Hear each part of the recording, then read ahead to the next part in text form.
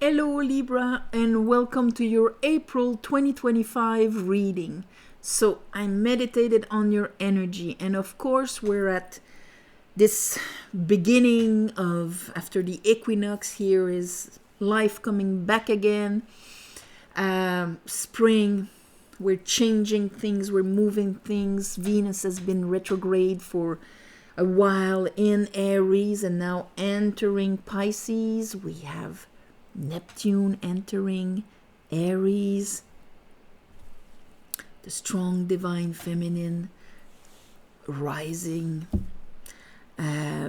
So it's going to be an interesting period. For Neptune, a long time, but just the Venus here revisiting our dark waters, as things will come up to be addressed. Things that are hindering your inner divine feminine power. So, for you Libra, we start with the Hangman. And the Hangman is 12th house Pisces. So, things that we need to look at from a different angle, to understand them, so that we can release them, so that we can sacrifice them, so that we can recognize how they've been our hidden enemy in a way. Under that, I have the Ace of Sword and the Two of Sword. So for you Libra, it's like if you realize something, there's a new understanding from revisiting, looking at things from a different angle, going into these deep waters. And it's going to push you to make a decision as you go on during the month, because you're entering like this. But as you go on during the month, we have the Queen of Cups in reverse and the Five of Cups. So I think maybe Venus revealed and brought up to the surface some grievings, sad losses, and things like that. What maybe made your Queen of Cups in reverse. Therefore, not receptive, but more living and being overwhelmed by this. And this might be revealed during, of course, the full moon in Libra. Your full moon. So, everything you rule, partnerships and things like that, you're ruled by Venus. Venus is digging in the old waters. You're gonna feel it.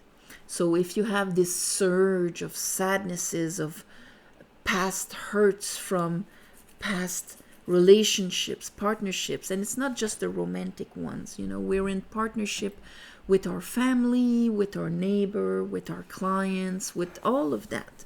So revisiting this is gonna bring that up. And here we have you in reverse. They go together like this, one under the other. So it's gonna shake you. So, but when you're prepared for it, okay, I might be shaken. I might have things coming up showing me how unbalanced things are, but showing me how harboring these things and not sacrificing them are the reason why maybe I did not see any growth for a while. At the end of the month, when we have this beautiful new moon in Taurus, entering Taurus season, you'll have that big clarity and that big energy coming back from to be able to lit the Eight of Pentacles in reverse. Like, these are two energies. This one is stopped, and this one, when he works, he has to put so much effort. It's not growing naturally. And here with the Sun, it's the complete clarity over why that is, so that you can address it. Under that, I have the High Priestess, the Queen of Wands, and the Wheel of Fortune. So just realizing that, having the sun shining on the situation, listening to what the The whole soul lesson was about adjusting your desire and what you're going to attract, because you understand it will change the circumstances of your life. Bottom of the deck, I have the King of Pentacles in reverse. And that is when we have a hard time bringing in support, finances, finding easy solutions to our problem, just the mastering of this pentacle world for ourselves and outside of ourselves. There's something you're going to understand, the distortion you've been living in the pentacle world because of waters that have not been released or were still within you. So let's clarify this, Libra. I call upon the divine. I call upon the light. I call upon the Holy Spirit. Help me clarify this reading for Libras for the month of April 2025.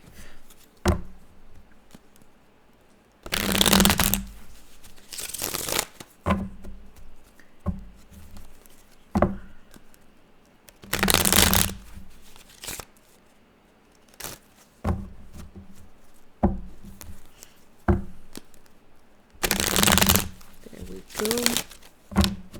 One more time.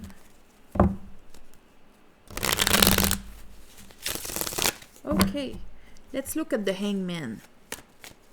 Let's look at the Hangman.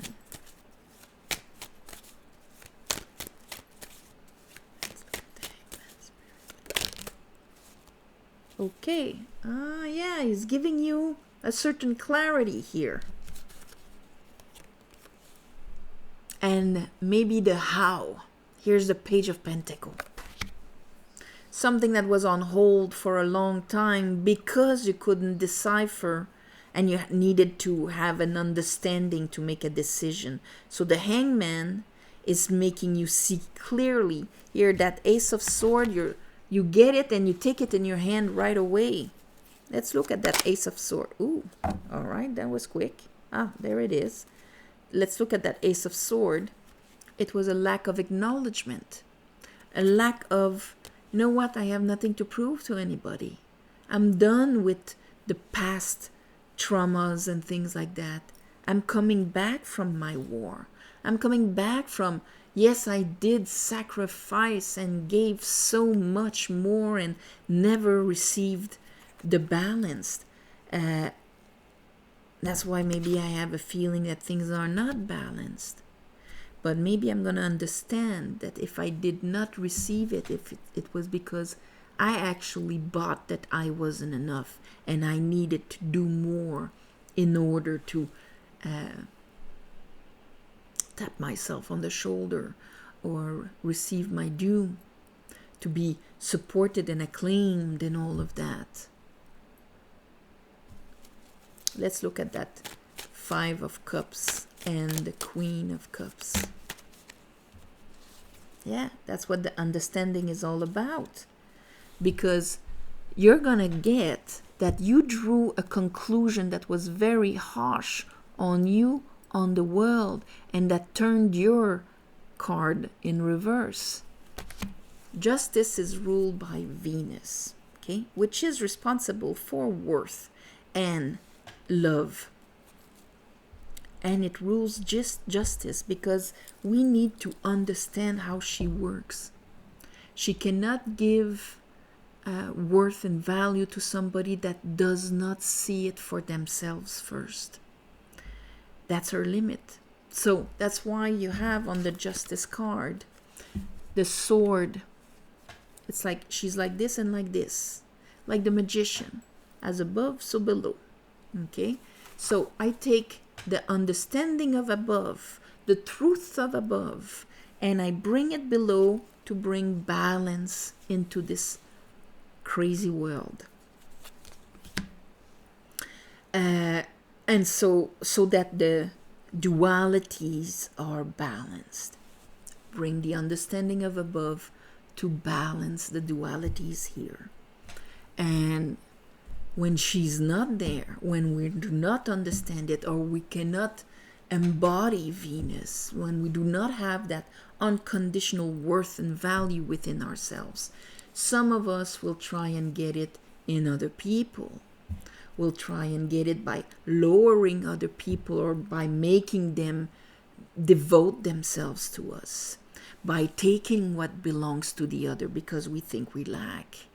It's all these things. Instead of when we have it in the other, we're able to love and thrive and want the other to thrive because it doesn't take anything away from us. So every partnerships would be completely different because you would have two people, two countries supporting one another for their own thriving, for their mutual thriving. And this we need to embody in our own lives also. And that's why once this is done and somebody is not on that level, we don't accept it at all.